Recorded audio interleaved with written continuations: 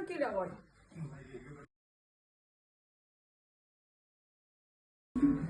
Ақылдым, батырым, құлыншағым, тайлағым, қалың қалай?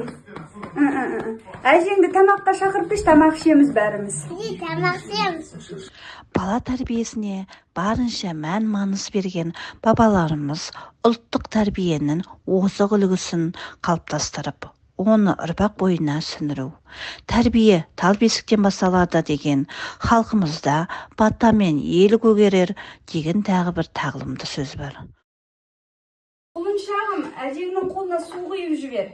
Лұқпан хакімнің баласына берген батасымен қолға су құйып алғыс арқалаған баланың өмірі ұзақ әрі бақытты болады деген ғибратты сөз баршаны есінде болар. Оны өзі өшпес өнеге. Ой, айналайын, бақытты бол, өркенің өссін.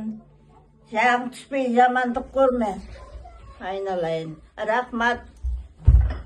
Алдырда болсын жаным. Бақытты таланды бол.